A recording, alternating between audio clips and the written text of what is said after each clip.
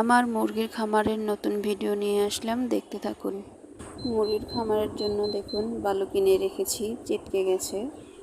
তো মিস্ত্রি চলে এসেছে, মিস্ত্রিরা কাজ করছে। এই যে এটাকে বলে মিস্ত্রিরা হচ্ছে বুনেট কাটা বলে। তো মিস্ত্রিরা বুনেট কাটছে। এখানে এই যে আম গাছগুলো দেখছেন, এখানে আম গাছ, পেয়ারা গাছ ছিল, লেবু গাছও ছিল, সেই গাছগুলোকে তুলে ফেলেছে। তো আমার বাচ্চারা কাজ দেখছে। এটা মিস্ত্রিদের কাজের ফিতা।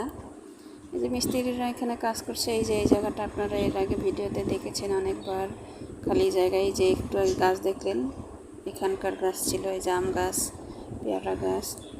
তো এই গাছগুলো ওখানে ছিল, তুলে রেখেছে। এই গাছগুলোর পাতা ঝরে গেলে লাগিয়ে দেব,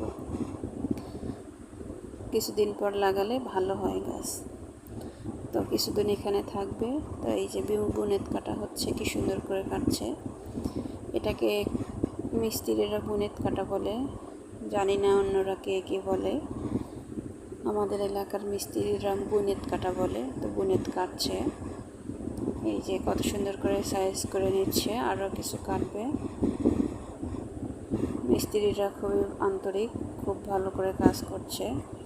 তো আমার এখানে কাজের জন্য 1 লাখ টাকা হাতে নিয়েছি, কাজে লেগে পড়েছি 1 লাখ টাকা নিয়ে। তো আমার মোটামুটি 2 লাখ টাকার মধ্যে কমপ্লিট হয়ে গেছে ঘর বানানো। তো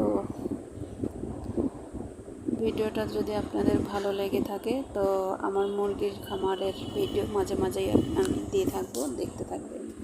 তো আমি হচ্ছে মুরগির ঘরের নিচে আগে হচ্ছে বালু দিয়ে নিয়েছি, মাটির উপরে পলিথিন দিয়ে নিয়েছি, পলিথিনের উপরে বালু দিয়ে তারপরে সোলিং করেছে, যাতে করে বৃষ্টির সময় বর্ষাকালে পানি না ওঠে। এই কারণে আপনারা যদি এভাবে করতে চান তো করতে পারেন। দেখেন কত সুন্দর লাগছে, অনেক সুন্দর লাগছে, অনেক বড় ঘর।